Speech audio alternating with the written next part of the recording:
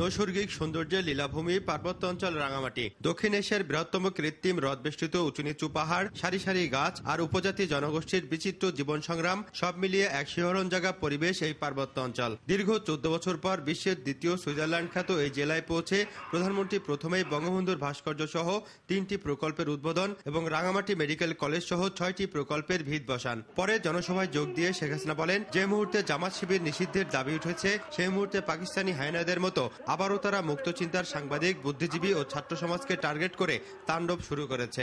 গণতন্ত্রকে দুর্বল করতেই তারা এই সহিংস পথ বেছে নিয়েছে বলেও অভিযোগ করেন তিনি।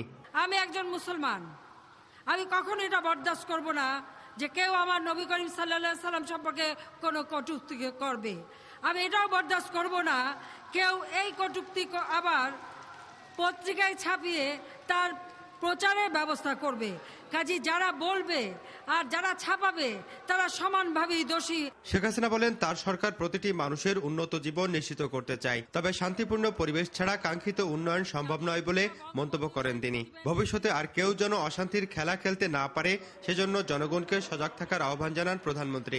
বিচারে বাধা দেওয়ার জন্য আজ কয় জামাত ইসলামী সহ বিএনপি এবং তাদের দোসররা আজকে নানা ধরনের ঘটনা ঘটাচ্ছে, হত্যাকাণ্ড করছে, পুলিশের উপর আঘাত, সাংবাদিকদের উপরে আঘাত, সাধারণ মানুষের উপরে আঘাত হানছে।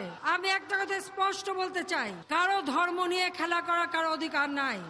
যদি নবী করিম সাল্লাল্লাহু আলাইহি সাল্লামের বিরুদ্ধে কেউ কিছু বলে তাদের সাথে আমাদের কোনো সম্পর্ক নাই, কিন্তু সেই সুতা ধরে কেউ যদি আজকে এই দেশে অশান্তি অবস্থা সৃষ্টি করতে চায়, কেউ যদি হত্যাকাণ্ড চালাতে চায়, কেউ যদি যুদ্ধাপরাধীদের বাঁচাতে চায়, তাহলে জনগণ সেটা মেনে নেবে না। কাজে আমি তাদেরকে বলবো যে এই খেলা বন্ধ করতে হবে।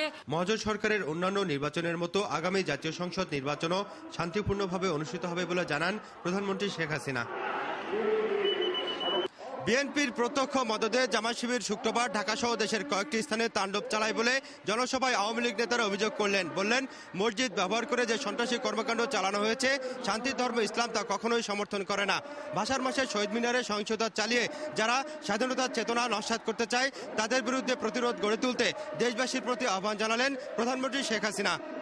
শরীফ উদ্দিন লিমন, RTV, রাঙামাটি।